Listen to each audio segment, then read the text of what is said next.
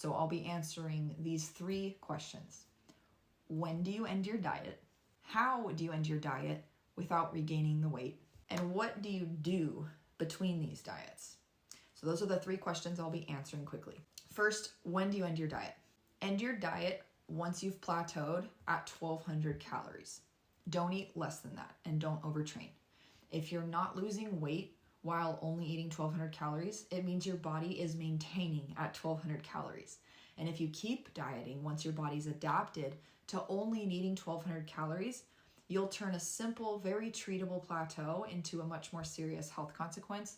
And you're gonna have to take way longer between diets to correct a lot of preventable things you can just avoid. So a really great layout for a proper diet might look something like this. Let's say you're burning and eating 2,000 calories a day before you start your cut, meaning you're maintaining your weight at 2,000 calories. Maybe you start your cut with a 500 calorie deficit and lose a pound a week for about 3 to 4 weeks, and then you hit a plateau. That's totally normal. We discussed that in great detail in my last video, so check that out. If you listen to that, you know you'll respond to that plateau or that metabolic adaptation by increasing your deficit a little bit. So maybe you drop to 1,300 calories and add in a few thousand steps a day. And then you kickstart your weight loss, lose a few more pounds over a few more weeks, and then you plateau again. So you make your final drop to 1,200 calories, optimize your exercise, increase your step count safely, and maybe you drop another 5 to 6 pounds over the next 5 to 6 weeks, and then you hit another plateau. Right here, right? Do you drop to 800 calories? No. Do you stay at 1,200 calories until something magically changes? No. That's it. You're done. Don't eat less than that and don't over-exercise.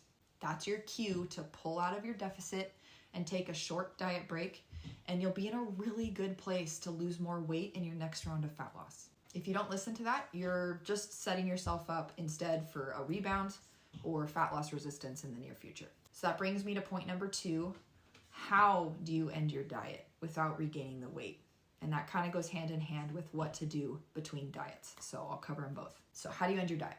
A simple reverse diet will do the trick.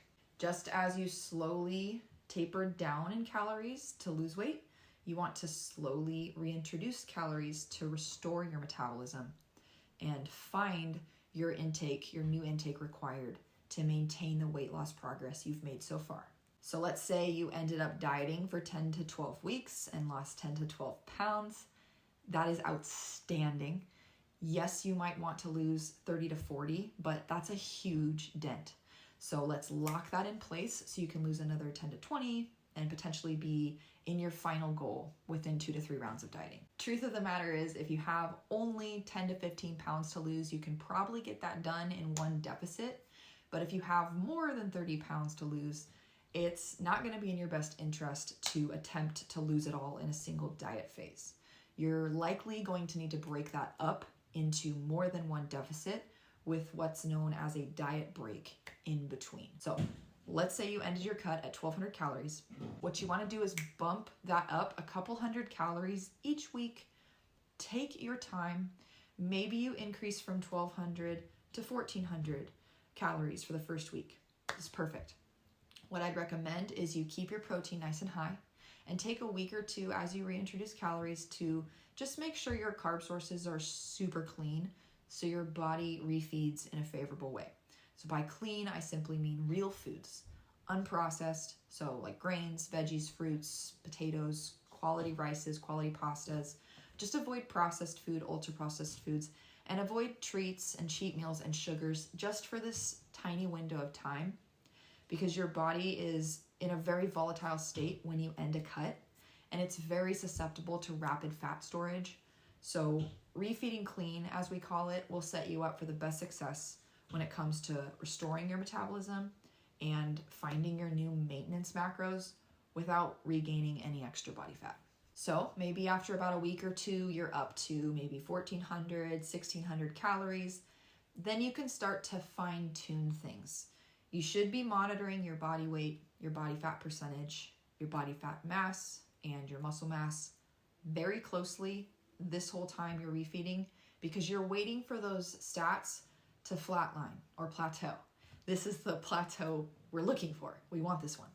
When you plateau there aka find your successful maintenance macros. Those are your new maintenance macros. Then you can start reintroducing some more fun foods, your cheat meals. Just pay attention to how they make you feel and make them fit into your new macro targets for now.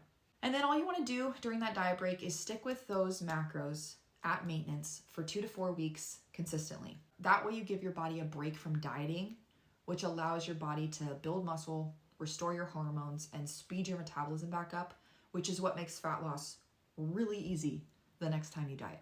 So during this diet break, just focus on muscle building workouts, get your step count nice and high so you can increase your burn rate.